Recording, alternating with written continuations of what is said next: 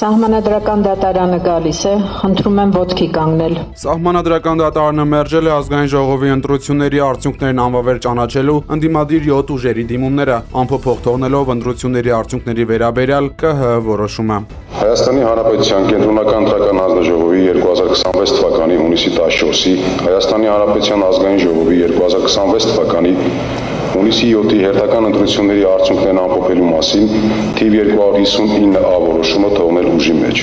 Երկրորդ, Հայաստանի Հանրապետության Սահմանադրության 170-րդ հոդվածի 2-րդ մասի համաձայն սույն որոշումը վերջնական է եւ ուժի մեջ է մտնում հրապարակման պահից։ Ըստ ձեզ բարձր դատարանի վրա քաղաքական ազդեցություն եղել է թե ոչ։ Բարձր դատարանի դատավորներից մեկի նույնիսկ հարցադրումները քաղաքական իշխանության խոսույթից էին։ Հետևությունները թողնում եմ ձեզ։ Սպասելիքներ չունեին, ընդդիմադիրները ոչ մեկ չուներ, այս գործընթացը ինչի համար նախաձեռնվեց, եթե ոչ մեկ չէին հավատում։ Կներեք, բայց սպասելիքներ ընդհանրապես չունենալու տրամաբանությունը ես չեմ կիսում, բայց սպասելիքներ ունենալու նաև մոտեցումը պետք չի նույնացնել ռոմանտիզմի հետ կամ իրականությունը,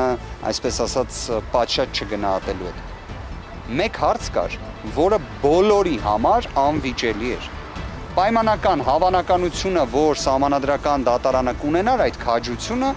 անվավեր ճանաչելու ընտրության արդյունքները։ Իդեպ, չէ, հարցադրումը մինչև վերջ թույլ տվեք պատասխանեմ։ Արդյոք այդ քաջությունը կունենար թե ոչ, շատ նվազ մակարդակի էր։ Արդյոք երկրորդ փուլի հնարավորության քաջությունը կունենար մի փոքր ավելի բարձր, բայց մանդատների բաշխման կարգի հետ կապված հարցը դա նույնիսկ կենտրոնական ընտրական հանձնաժողովի համար ակնհայտ էր։